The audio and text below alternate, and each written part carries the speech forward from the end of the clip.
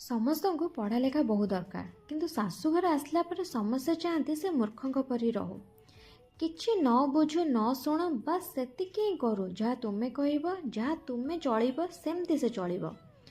ତ କ୍ୱେଶ୍ଚିନ୍ ଏଇଟା, ତୁମକୁ ପଢ଼ା ଲେଖା ଯିବା ଦରକାର ହିଁ କାହିଁକି? ଯଦି ତୁମକୁ ଗୋଟେ ବିନା ପ୍ରଶ୍ନ କରିବା ବାଲା କଣ୍ଢେଇ ଦରକାର, ତୁମେ କହିଲ ତୁମେ ବହୁତ ଓପନ୍ ମାଇଣ୍ଡେଡ୍, ବଟ୍ ଯେତେବେଳେ ସେ ତାର ଓପିନିଅନ୍ ଦେଲା ତ ତୁମେ କହିଲ ସେ ବହୁତ କଥା କହୁଛି, ଓକିଲାତି କରିବା ଜାଣିଛି।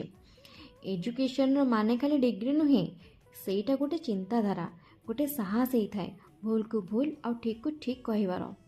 ମୁଁ ଭାବୁଛି ତୁମକୁ ଏଜୁକେଟେଡ୍ ନୁହେଁ, ଗୋଟେ ଓବିଡିଏଣ୍ଟ ସାଇଲେଣ୍ଟ ବୋହୂ ଦରକାର, ଯିଏ ତୁମ କଥା ଚୁପଚାପ ମାନି ନେବ। ଏଜୁକେସନ୍ ତ ପ୍ରଶ୍ନ କରିବା ଶିଖାଏ, କିନ୍ତୁ ତୁମକୁ ପ୍ରଶ୍ନ ନୁହେଁ ହଁରେ ହଁ ଶୁଣିବା ପସନ୍ଦ। ଯଦି ଏଜୁକେଟେଡ୍ ବୋହୂ ଦରକାର ନା, ତାହା ସହ ତା ଥିଙ୍କିଙ୍ଗକୁ ବି ଆକ୍ସେପ୍ଟ କରିବାକୁ ପଡ଼ିବ, ନହେଲେ ସେ ଡିଗ୍ରୀର କି